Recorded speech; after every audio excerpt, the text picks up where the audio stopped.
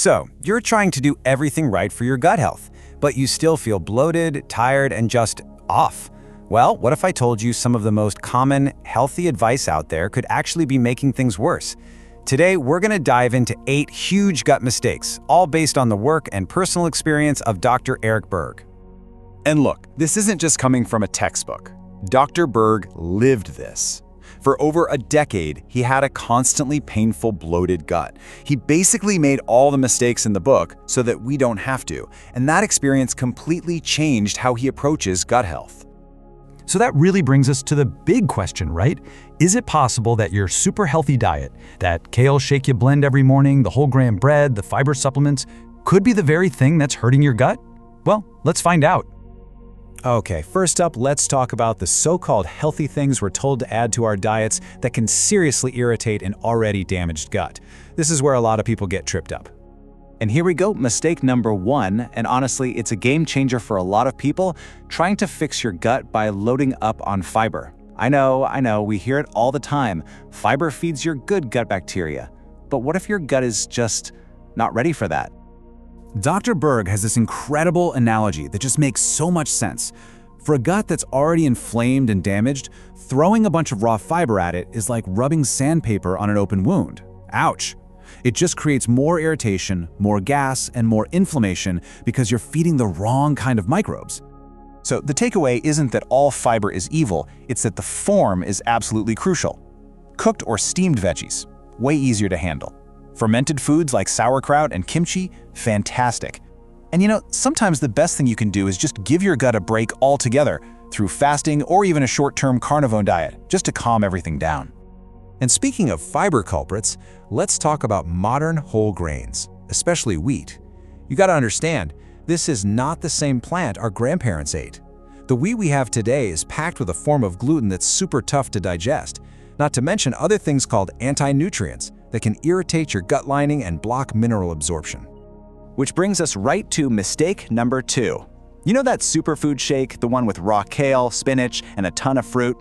For so many people with a sensitive gut, that's just a one-way ticket to bloat city.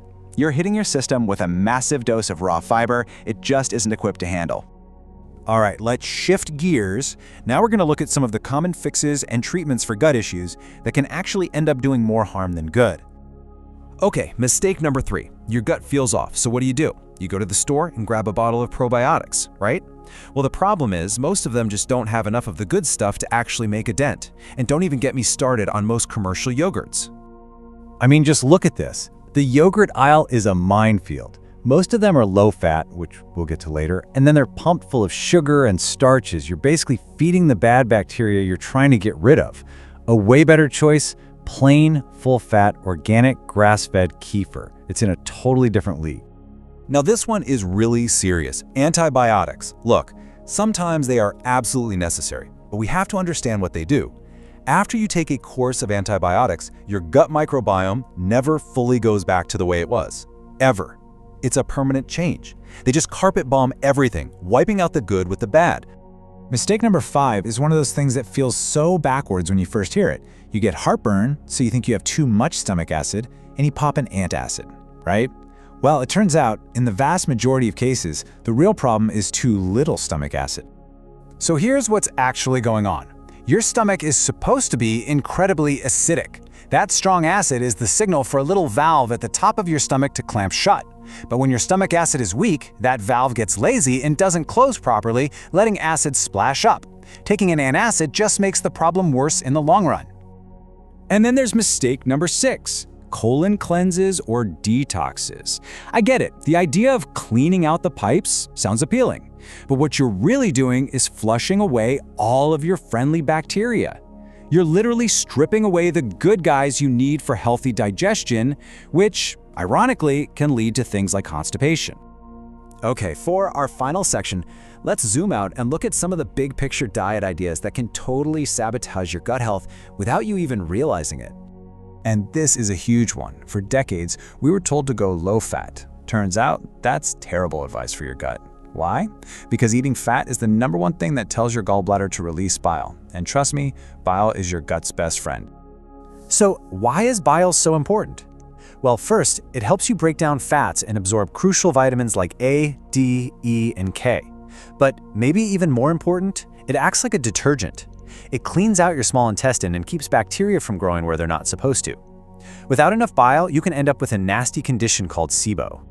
And SIBO, or small intestinal bacterial overgrowth, isn't some rare thing. Estimates suggest that a whopping 40% of the population might have it. That constant bloating and gas that never seems to go away? Yeah, SIBO is a very common cause, and it's often tied back to not having enough bile. And finally, the 8th mistake, following that vague, useless advice to just eat a balanced diet. I mean, what does that even mean? For most people, it's code for eat a little of everything, which almost always means eating way too many carbohydrates. And this chart just says it all. A balanced diet can be up to 65% carbs. And those carbs and sugars are exactly what the bad bacteria in your gut love to eat, leading to all that fermentation and bloating.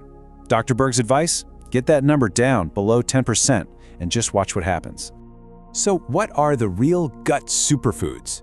It's not raw kale. Your good microbes go crazy for things called polyphenols, which you find in coffee, berries, and good quality olive oil. They thrive on healthy fats. And get this, even getting some sunshine on your skin has been shown to benefit your microbiome. How cool is that? All right, let's do a super quick recap of the 8 mistakes. Ready? Number 1, too much raw fiber. 2, those so-called superfood shakes. 3, weak store-bought probiotics. 4, overusing antibiotics. 5, taking antacids for reflux. 6, doing colon cleanses. 7, low-fat diets. And 8, the vague, high-carb balanced diet. So really, after all this, it comes down to one simple question. After you're seeing how so much common advice can actually lead you astray, maybe it's time to stop listening to all the gurus and just start listening to your own gut. It's usually trying to tell you exactly what it needs.